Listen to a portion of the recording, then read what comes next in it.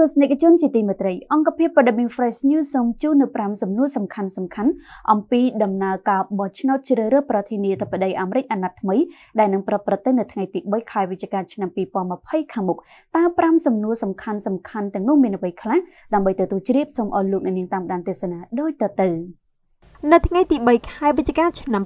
2020មកនៅ Washington ប្រជាជនអាមេរិកដែលមានសិទ្ធិបោះឆ្នោតអាយុចាប់ពី18ឆ្នាំឡើងទៅនឹងបានចុះបញ្ជីឈ្មោះបោះឆ្នោតរួចហើយនោះនឹងត្រូវទៅបោះឆ្នោតជ្រើសរើសប្រធានាធិបតីអាណត្តិថ្មីរបស់ពួកគេដែលមានជម្រើសពីរនោះគឺលោក Donald Trump និងលោក Joe Biden បើតាមការស្ទង់មតិថ្នាក់ជាតិលោក Joe Biden កំពុងនាំមុខលោក Donald Trump ដល់ទៅ10ពិន្ទុក្នុងសម្លេងគាំទ្រ 52% ទល់នឹង 42% ទោះជាយ៉ាងណាការស្ទង់មតិកាលពីឆ្នាំ2016ក៏ធ្លាប់បានព្យាករណ៍ដែរថាលោកស្រី Hillary Clinton នឹងទទួលបានជ័យជំនះនៅក្នុងការបោះឆ្នោតប្រធានាធិបតីតែចុងក្រោយបែរជាលោក Donald Trump ជាអ្នកជាប់ឆ្នោតទៅវិញបញ្ហានេះគឺដោយសារតែប្រព័ន្ធបោះឆ្នោតអ្នកតំណាងនេះតែម្ដងបើដូច្នេះមែនតើលោក Donald Trump ឬលោក Joe Biden ដែលនឹងទទួលបានជ័យជំនះមុននឹងដឹងចម្លើយយើងគួរតែស្វែងយល់ពីដំណើរការនៃប្រព័ន្ធបោះឆ្នោតអាមេរិកជាមុនសិនសហរដ្ឋអាមេរិកប្រើប្រព័ន្ធបោះឆ្នោតមួយដែលគេស្គាល់ជាទូទៅថា Electoral College ឬអង្គការបោះឆ្នោតតំណាងនៅក្រោមប្រព័ន្ធនេះបេក្ខជនប្រធានាធិបតីអាមេរិកណាដែលទទួលបានសម្លេងបោះឆ្នោតពីប្រជាជនឬ Popular Vote ច្រើនជាងដៃគូប្រជែងរបស់ខ្លួនមិនប្រកាសថានឹងអាចជាប់ឆ្នោតជាប្រធានាធិបតីនោះទេរឿងបែបនេះបានកើតឡើងចុងក្រោយបំផុតអំឡុងការបោះឆ្នោតប្រធានាធិបតីកាលពីឆ្នាំ2016ដោយកាលនោះលោក Donald Trump ចាញ់សម្លេងឆ្នោត Popular Vote លោកស្រី Hillary Clinton ដល់ជិត3លានសម្លេងតែលោកនៅតែអាចជាប់ឆ្នោតជាប្រធានាធិបតីអាមេរិកទី45ដោយសារតែទទួលបានសម្លេងភាគច្រើនពីអ្នកបោះឆ្នោតតំណាងឬ Electoral Vote ដើម្បីអាចប្រជែងយកតំណែងជាប្រធានាធិបតីបេក្ខជនម្នាក់ត្រូវបំពេញលក្ខខណ្ឌដូចជាបរិវត្តកើតនៅសហរដ្ឋអាមេរិកមានអាយុយ៉ាងតិច35ឆ្នាំនិងបានរស់នៅក្នុងសហរដ្ឋអាមេរិករយៈពេល14ឆ្នាំខាងក្រោមនេះជាសំណួរសំខាន់ទាំង5ដើម្បីឲ្យលោកអ្នកអាចស្វែងយល់បន្ថែមអំពីដំណើរការបោះឆ្នោតនិងលទ្ធភាពបោះឆ្នោតនៃបេក្ខជនដែលកំពុងឈរឈ្មោះទាំងពីររូបទី1តើប្រជាជនអាមេរិកបោះឆ្នោតឲ្យនរណានៅថ្ងៃទី3ខែវិច្ឆិកាឆ្នាំ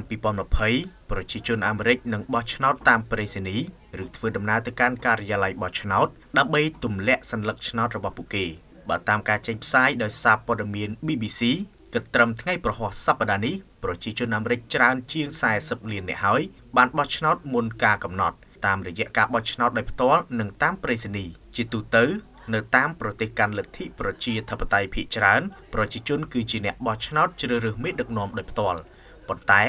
ប្រព័ន្ធប្រជាធិបតេយ្យក្នុងសហរដ្ឋអាមេរិកអ្វីបើប្រជាជនមានសិទ្ធិគូសជ្រើសរើសបេក្ខជនប្រធានាធិបតីដែលខ្លួនគាំទ្រនៅលើសัญลักษณ์ឆ្នោតក៏ពិតមែនតែពួកគេមិនមែនជាអ្នកជ្រើសរើសប្រធានាធិបតីដោយផ្ទាល់ឡើយពួកគេត្រូវបោះឆ្នោតជ្រើសរើសអ្នកតំណាងបោះឆ្នោតជាមុនសិនបន្ទាប់មកទើបអ្នកបោះឆ្នោតតំណាងឬ Electoral Vote នោះធ្វើការបោះឆ្នោតជ្រើសរើសប្រធានាធិបតីដោយផ្ទាល់អ្នកបោះឆ្នោតតំណាងប្រចាំរដ្ឋនីមួយៗនៅក្នុងសហរដ្ឋអាមេរិកប្រមូលផ្ដុំគ្នាបង្កើតជាអង្គបោះឆ្នោតតំណាងឬហៅថា Electoral College នេះមិនមែនជាស្ថាប័នឬក្រសួងអ្វីនោះទេតែវាគ្រាន់តែជាការប្រមូលផ្ដុំអ្នកបោះឆ្នោតតំណាងនៅតាមរដ្ឋនីមួយៗតែប៉ុណ្ណោះ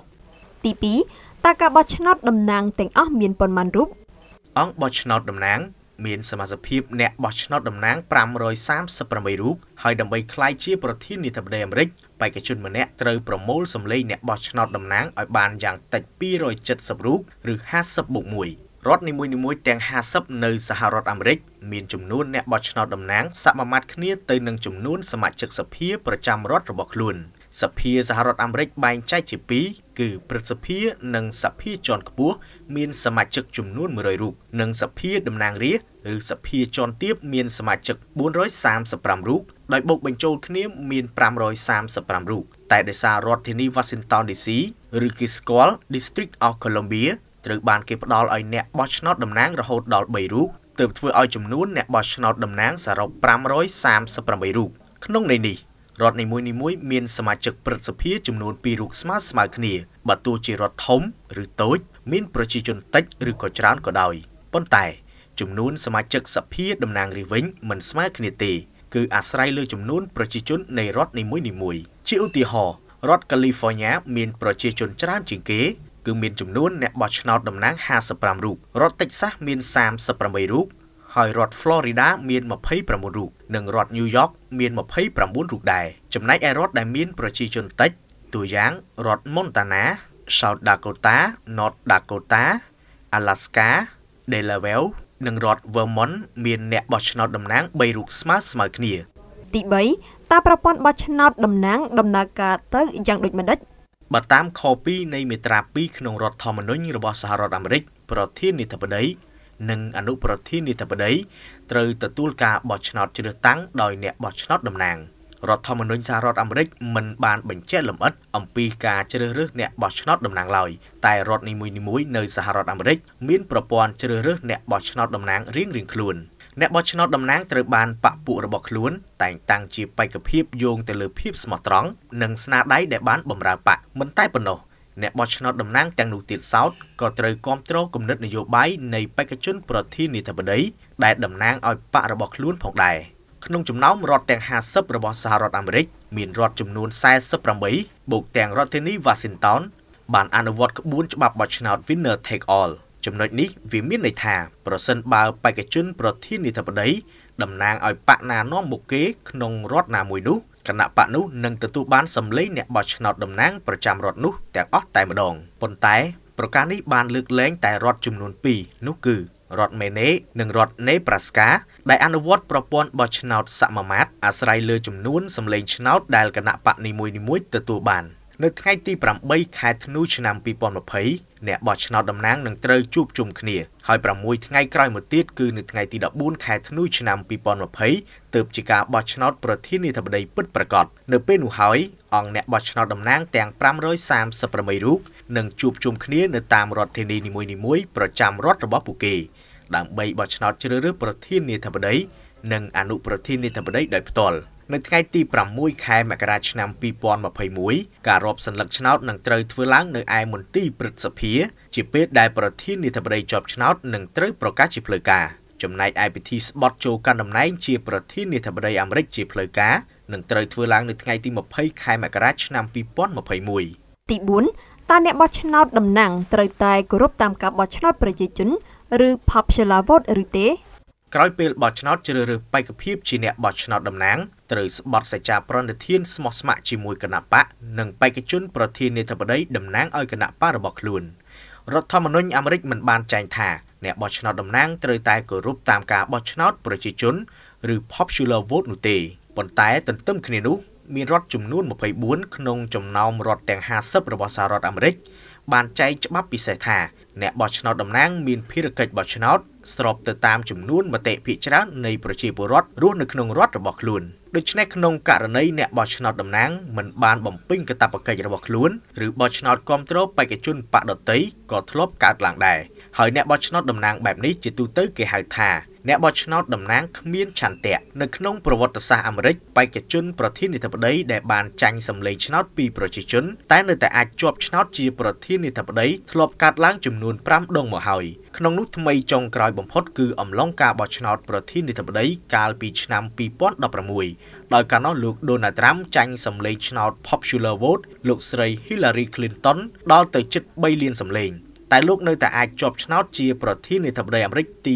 45ដោយសារតែទទួលបានសម្លេងភាគច្រើនពីអ្នកបោះឆ្នោតតំណាងក្នុងឆ្នាំ2000លោក George W. Bush ក៏ដូចគ្នាដែរដោយលោកបានចាញ់ Popular Vote ជាមួយលោក Al Gore តែនៅតែជាប់ជាប្រធានាធិបតីអាមេរិកចាញ់ Popular Vote 3រូបផ្សេងទៀតគឺលោក John Adams លោក Rutherford Hayes ឆ្នាំ1876លោក Benjamin Harrison ឆ្នាំ1888គួរជម្រាបថាការរៀបរាប់ខាងលើគឺគ្រាន់តែជាការរាយរាប់ពីការប្រព្រឹត្តទៅជាប្រក្រតីនៃការបោះឆ្នោតប្រធានាធិបតីតែប៉ុណ្ណោះពលគឺក្នុងករណីមានចំនួនឬមិនអាចរកឃើញអ្នកចាញ់ឈ្នះនោះនីតិវិធីបោះឆ្នោតអាចនឹងមានការប្រែប្រួលដោយមានអន្តរាគមន៍ពីតុលាការកំពូលឬសភាទាំងពីររបស់សហរដ្ឋអាមេរិកផ្អែកទៅលើស្ថានភាពជាក់ស្ដែងទី5តើវិធីសាស្ត្រអ្វីខ្លះដែលត្រូវប្រើដើម្បីដោះស្រាយក្នុងករណីមានភាពចម្រូងចម្រាសនៅក្រៅការបោះឆ្នោតបច្ចុប្បន្នលោកប្រធានាធិបតី Donald Trump ជឿជាក់ថាចំនួនលើលទ្ធផលបោះឆ្នោតនឹងត្រូវដោះស្រាយដោយតុលាការកំពូលរឿងបែបនេះធ្លាប់កើតឡើងថ្មីចុងក្រោយបំផុតក្នុងការបោះឆ្នោតជ្រើសរើសប្រធានាធិបតី កាលពីឆ្នាំ2000រវាងលោក Al Gore ជាបេក្ខជនប្រធានាធិបតីមកពីគណៈបកប្រជាធិបតេយ្យនិងលោក George W Bush មកពីគណៈបកសាធារណរដ្ឋលោក Al Gore បានទាមទារឲ្យមានការរាប់សន្លឹកឆ្នោតឡើងវិញក្នុងរដ្ឋ Florida ហើយតុលាការកំពូលប្រើពេល36ថ្ងៃដោយសម្រេចចិត្តឲ្យលោក Bush ជាអ្នកឈ្នះដោយឡែកក្នុងករណីដែលគ្មានបេក្ខជនប្រធានាធិបតីអាមេរិកណាម្នាក់ទទួលបានសម្លេងអ្នកបោះឆ្នោតតំណាងភាគច្រើនឬទទួលបានសម្លេងស្មើគ្នា269ទល់នឹង269សម្លេងឬក៏ចំនួនដែលអាចកើតឡើងមិនអាចឲ្យគេជ្រើសរើសប្រធានាធិបតីបាននោះសភាទាំងពីរនឹងធ្វើអន្តរាគមន៍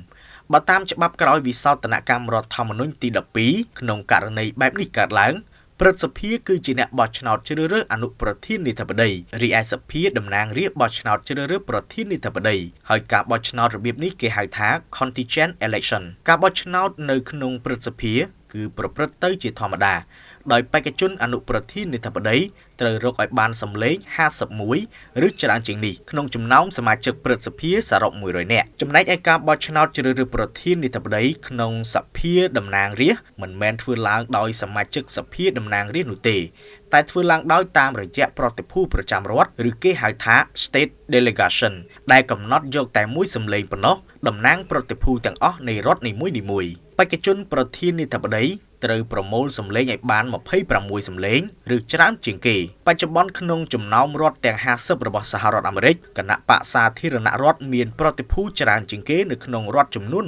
26រីឯគណៈបកប្រជាធិបតេយ្យមានប្រតិភូច្រើនជាងគេក្នុងរដ្ឋចំនួន23គណៈបកទាំងពីរមានប្រតិភូស្មើគ្នានៅក្នុងរដ្ឋ Pennsylvania ប្រសិនបើការបោះឆ្នោត contingent election នៅតែមិនអាចជ្រើសរើសប្រធានាធិបតីបាននោះអនុប្រធានាធិបតីដែលជ្រើសរើសដោយព្រឹទ្ធសភា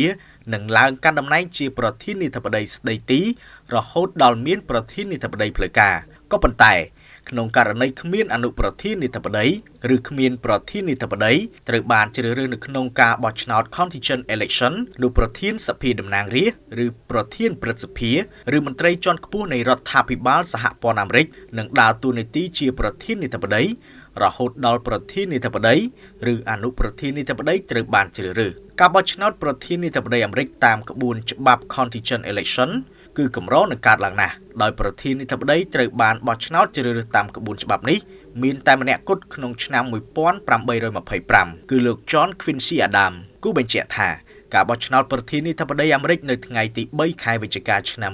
2020ឆាប់ខាងមុខនេះត្រូវបានគេរំពឹងថាអាចនឹងមានភាពចម្រូងចម្រាសខណៈលោក Donald Trump មិនបានសន្យាថាលោកនឹងទទួលស្គាល់លទ្ធផលបោះឆ្នោតនោះទេលោក Donald Trump បានចោទប្រកាន់ជារឿយៗថាការបោះឆ្នោតតាមប្រៃសណីអាចនឹងនាំឲ្យមានអ្នកក្លែងបន្លំសន្លឹកឆ្នោតហើយមិនតែប៉ុណ្ណោះលោកក៏បាននិយាយដែរថាប្រជាជនអាមេរិកអាចនឹងត្រូវរងចាំជាច្រើនខែទើបដឹងថានរណាឈ្នះឬនរណាចាញ់ដោយលោកចង់សម្ដៅទៅលើបញ្ហានៃការបោះឆ្នោតតាមប្រៃសណីនេះតែម្ដង